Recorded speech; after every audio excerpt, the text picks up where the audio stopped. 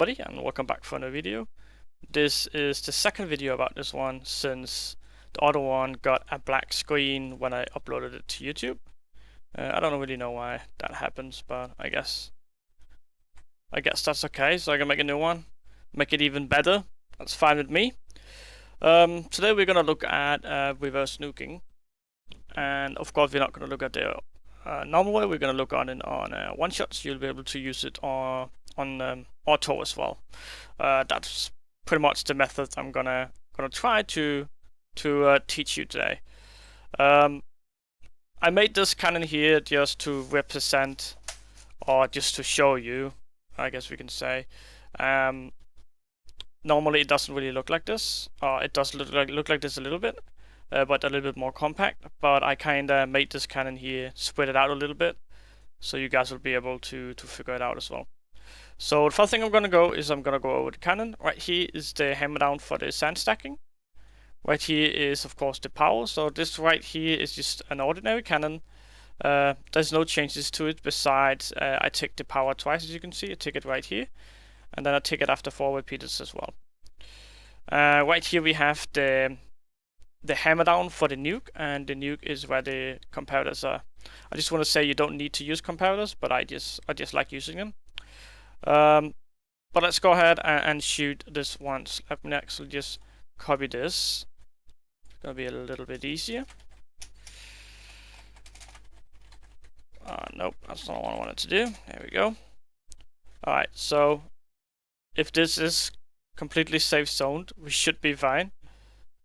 Let's just see. Yeah, we should have it safe zoned.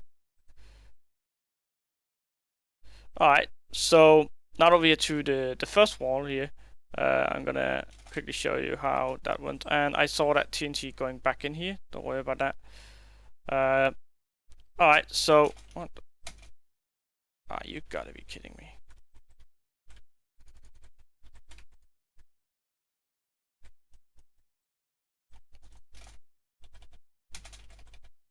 Alright, there we go. Alright, so right now, of course, I haven't changed the cannon at all. I just fired. And let's go ahead and fire one more time. And you're gonna see what I mean about this, and I'll be able to explain how I made that work. Alright, so as you see there, it nuked quite far, but of course you can make it all the way up to sky limit with this cannon, and you can put an automatic sand compression on it as well, and make it fully automatic with a clock. But I'm gonna go over the concept and the methods I used when doing this. So right here we have an ordinary cannon again. There's no changes to this cannon whatsoever.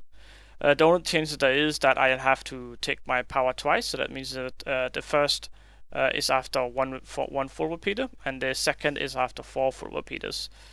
Right here we have the nuke. The hammer down for the nuke, and this is basically just hammer and nuke. So what's going on is that if you just paste it sitting in and grab the sand here, grab that. Alright, so what's basically going on is that if this is the wall, when I first, it's going over three stages, or actually 4 stages, 4 stages. So whenever I press this button here, what this cannon is going to do is that it's going to stack up like that. And then of course there's going to be a hybrid shot right here, but it's on a wait timer. And what I mean by that is that I am not letting that explode yet, because I want the nuke and the hammer down and the nuke here to go off.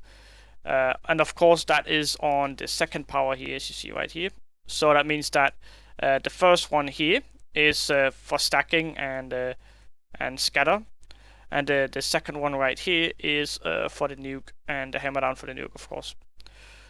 So of course the scatter is still there, still ticking. It's not yet exploded, and that is where the second power goes off, as well as this one goes off, and makes a hammer down and the nuke, hammer down for the nuke, and the nuke going up against this backboard here, which is water covered. As soon as this one goes up, the hybrid explodes, making a hole in the wall. And of course this is just to realign the TNT, and that is our hole. So that's basically how that works every single time. So when we shoot again, it stacks up. The scatter is waiting, the nuke coming in, shooting all the way up, and then the hybrid goes off and it takes it down, making another hole in the wall. And then when we press it again, you can stack it up like that, you know, and the scatter is waiting, it is shooting up, nuking up. When we do that, the hybrid goes down and creating a hole. So that's basically the concept in doing this. And of course we can go ahead and we can shoot it again, and that's gonna nuke one more wall up, and you can't nuke two at the same time. I just want to say that, but you can just continue this up. We can even do it a little bit faster here if I stay at the button. So that's basically the method or the concept in reverse nuking. And you see, you can just continue doing this and it will nuke every single time. But that is basically the method and the concept in it. I do want to talk a little bit more about how doing this and such. So let's go ahead and talk about that. So of course you're gonna need something called a guider, and if you don't know what a guider is, that is what controlling all the TNT and sand into a certain Y level, so it doesn't change at the wall. So right here, let's just go ahead and build this one up. There we go. So the guider here is placed like this. You see right here we have our hammer down, and you see the guider is right here, so that means that this is hammer down. The next one we have on the list is this one right here. Let's see if that's correct. Yep. And that is of course the sand. So let's go ahead and put the sand in as well. There we go. That was right here, by the way. The next one we have is on the same guider is going to be the nuke. So let's go ahead and put the nuke up here. There we go. And the last one is all the way down here, closest to the power, is the hammer down nuke. So, and that is the hammer down nuke. So that is the setup you're gonna have to do when you do this. And of course that would be kind of easy to show you here, I'm pretty sure. There we go. Yeah. Yeah, there we go. Yeah, no. There we go. And then continue that way up. Then down like that. So it's the hammer. This is the sand. This is the nuke. And this is the hammer down for the nuke. So when going into the wall, you'll see that what we talked about later is that this one ticks once, and this one ticks once, so that's kind of a group together, which means that it's going to stack up, like you just saw. And when it does that, actually, let me show you here again, probably a little bit easier to understand then. Let's go ahead and do that one more time here. There we go. Let me press that in. So as you see now here in a second here, you'll see that it's going to stack. Oh, of course not. I am that dumb. I am that dumb, guys. This is like the second time I make this video here, so it's getting quite annoying. Alright, so let's go here. So you see that's the sand stack, there's a scatter in it, it nukes up, and then it hybrids. I don't know if it was a little bit fast, but I hope that you kind of saw it. Oops. All right, so that is kind of how the guider setup is. You can do it differently if you wanted to do that. You can do that. But the hard part about this is that you want your power to tick twice, but not your hammer down or the pistons down here or anything like that. So it is kind of hard. As you see here, I had to wire this up like this before I tick the hammer twice on every single side, and that's because you cannot tick the sand twice because that's gonna fuck up, and you cannot tick the hammer down twice because then that is gonna fuck up. That's basically how it is. and these right here, you can move them in as well, and you don't have to be like that. I just put it in order so it's easier for you to understand the concept of this. But of course, you're gonna have to have the hammer for the nuke closest to the cannon. That way, it's gonna be a lot easier to wire up, since that is one that's on the last tick. And then this one has to be almost the same ticks, but not quite. And we can talk about that later if you have question about that. I'm not going to go into details about it. It's just going to confuse you. But basically, you have the hammer closest to the cannon, and then you have your nuke. That way, you'll be able to wire it up properly, and you'll be able to get this nuke effect. This right here is 8 wide. Right here. Of course, there's some blocks missing, but this is 8 wide, and you will be able to repair it by pouring walls again, unless you do something else, and that's again an experiment I would like to give to you. See if you can do something awesome. There's a way to do it, so you make like a V, and stuff like that. There's a lot of ways you can do. So it's definitely something fun to try. I spend literally hours trying to figure out a nice form that's going to be hard to pull back. But okay, so we checked our power twice, so 1 on full and 4 on full. And we have our hammer down here, and we don't really need that much hammer down, because we're only stacking like maybe 2 or 1 sand, all depending. Of course, you can raise it a little bit, but doing so, you need to add more hammer down to the sand, and more sand as well. So more hammer down to stack more sand, and you have to add more sand to that, of course. That's kind of what I was going to say. So you can kind of move this up quite far up if you want. So if you don't really have the walls all the way down to bedrock, you can go ahead, you can move the cannon up. As long as you follow along with the right amount of hammer and the right amount of sand, you should be fine. I don't know what's wrong with my dog. Probably wants to go out.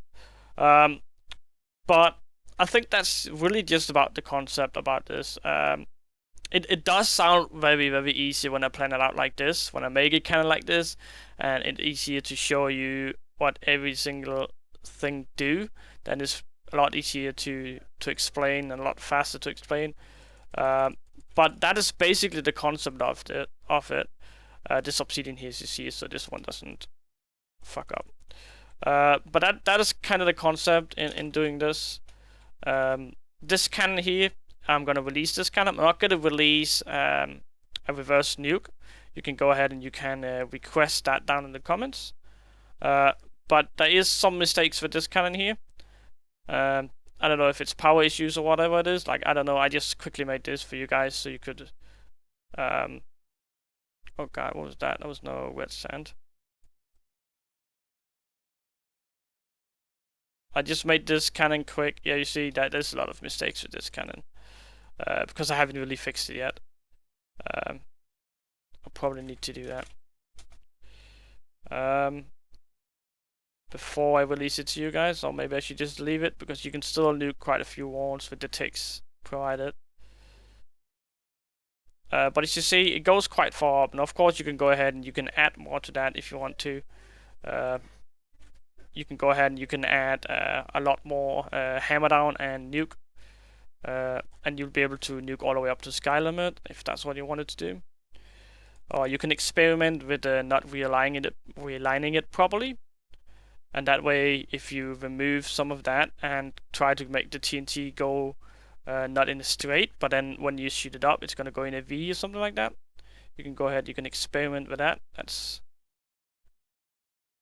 That's cool as well. But as you see, it is working properly, and you can actually put it on a clock, and you can actually put a sand compression on this, or automatic sand compression, and make this a fully automatic reverse nuke.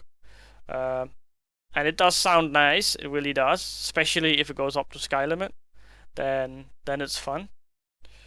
But basically, this is how that is working, and there is a way to prevent this from happening to your base, and we're going to talk a little bit more about that here in a second here. But basically, that is the entire concept of this way to do this. There's multiple ways to do it, but I kind of feel that this is the easiest way to do it. But that's basically how you do it. If you do have questions about how to doing this, and if you didn't really understand this, you can go ahead and leave a comment down below, and I will try to explain it the best way. But let's go ahead and figure out how to prevent this from happening to your base. So right here we have a normal wall, of course, and it's gonna nuke up. What you want to do to your walls is that you want to make cuts into it. You want to prevent people from. Oh, actually, I have to do it in here. You want to make small cuts into it and fill it with water. And now I have to repair this wall again. I'm sorry, guys. I'm fucking up. Oh, actually, I could actually do it in the front one. Yeah, let's do that. So you want to make some cuts in it, like this, and it doesn't have to be 3 wide. You can go lower than that if what you want. And then of course the next cut on this wall is going to be right here, and the next cut on this wall is going to be right here. So it's all like you can't just shoot straight into your base that way. But when we do it like this, then there is no coming back. You will not be able to do this. As long as you have filled it with water inside these cuts here, you should be fine. And I'm getting off a little bit off track here. Sorry. But it is very important to know how to protect yourself against this as well, especially when I release this, because people are going to download it, so you kind of want to protect against this.